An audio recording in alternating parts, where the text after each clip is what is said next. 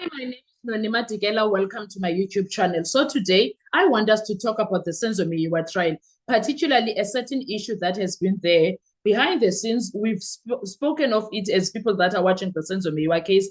There's been comment section of SABC flooded with a lot of complaints about it. People have been making note of it or taking note of it, but we never really had a discussion or a debate about it. I think it's high time that we debate it today, because why is this continuing?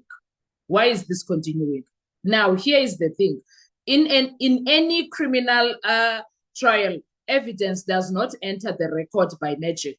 It enters through language. Every word matters. Every pause matters. Every noun matters. Every verb, every pronoun, everything, Jay, it matters, and every noun matters also.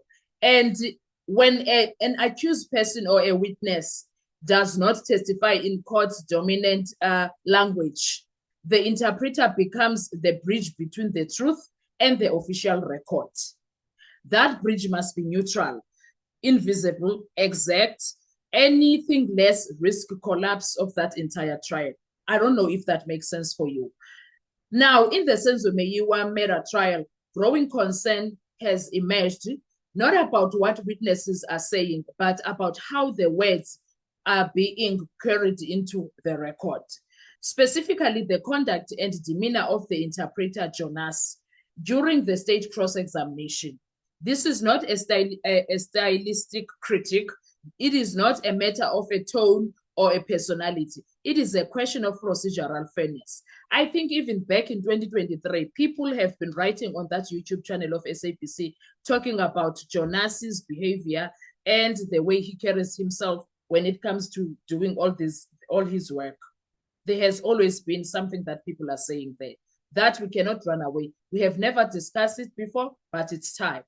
Because interpretation is not summarization. It is not paraphrasing. It is not cleaning up a witness answer to make it flow to make it flow better in English language. That is not what it is. Interpretation is the faithful, complete, and precise transfer of meaning from one language to another. Nothing more, nothing less. That is what it is about. Yet what has become increasingly troubling is a recurring pattern. During the state questioning, interpretation appears to be, number one, introduced in ambiguity where the original response was precise. Two, simplify answers that contained important qualifiers. Three, or subtly alter emphasis in a way that aligns with the state narrative. I don't know if you guys have picked this up also, but there's been a lot of conversations there with YouTube channel guys ABC about it.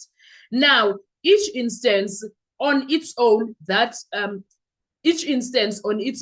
may appear minor. Together, they form a pattern that cannot be ignored, though, that we need to acknowledge. This matters because a cross-examination is where meaning is tested. It is where timelines are tightened together. It is where relationships are clarified.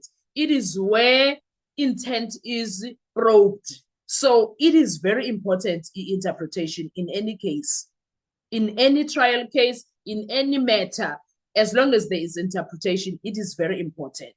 A single uttered nouns can shift one, uncertainty into apparent contradictions. Two, hesitation into perceived evasiveness. Three, or a conditional statement into an absolute one, of which that's why interpretation is there. It's important for those reasons, to make sure it's done correctly, to make sure such things do not happen. And once that altered meaning is spoken into the record, it becomes evidence. It becomes evidence.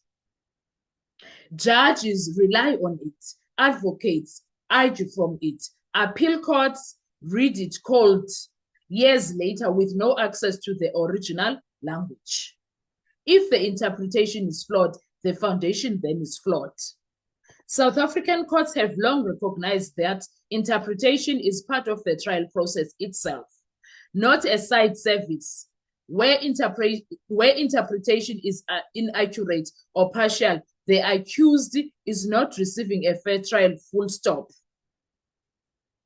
Critically, this is not about proving bad faith. The legal threshold is far lower.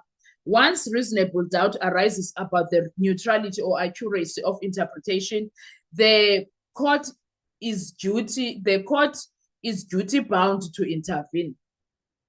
Do you understand? They are duty bound to intervene, because fairness must not only exist, it must be seen to exist.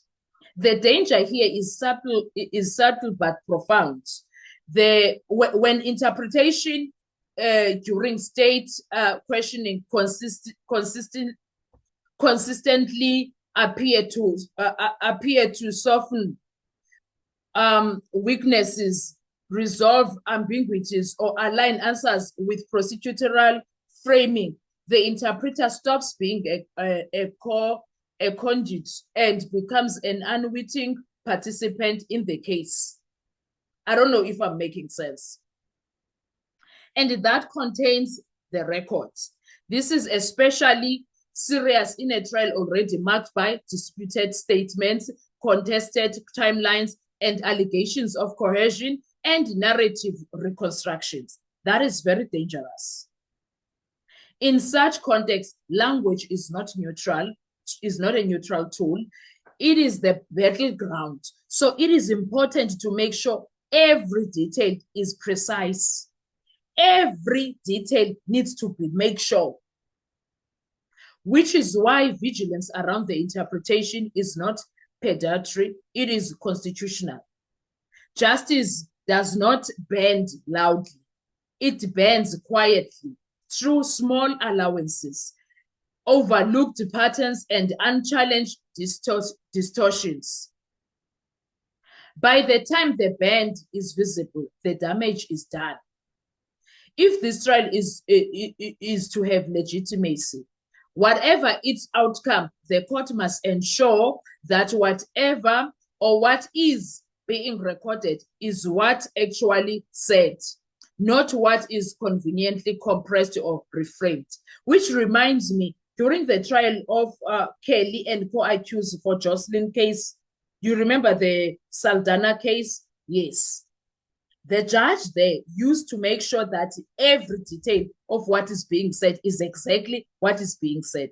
He used to make sure that if it's from Afrikaans to English, it is said exactly as it is. He was very particular when it comes to interpretations. It reminds me of that, because interpretation errors, interpretation mistakes do not just affect witnesses. They affect credibility findings. They affect verdicts. They affect history. And in a case of this magnitude, there is no margin for linguistic mistakes disguised as efficiency. There is no such. The record must speak the truth in every language, be it isiZulu or isiNgesi. It needs to make sure isiZulu to English, English to isiZulu is proper. Everything needs to make sure that it's proper. So when it comes to how uJonas is handling the entire situation, well, it becomes problematic because uJonas is a Xhosa speaking person, meaning that not all the things that he is hearing, he will understand profoundly. That is why I feel like the Senzo Meyiwa case needs someone who speaks isiZulu language, so that whatever the Zulu person says, because mostly there we have Zulu speaking people that comes. So whatever the Zulu person speaks, it comes right in the English language. It's interpreted right, correctly into the English language, vice versa from the English language to the isiZulu language. I don't know if I'm making sense. That's where my challenge is. is it correct for uJonasi to be the one that is doing this interpretation? Because the other day he admitted when it comes to the isiZulu language, there are words that he needs it as isiZulu dictionary. So guys, what are your thoughts when it comes to this? Let's speak to comment section. I'll see your views there. Thank you so much. Enjoy your day. Bye-bye.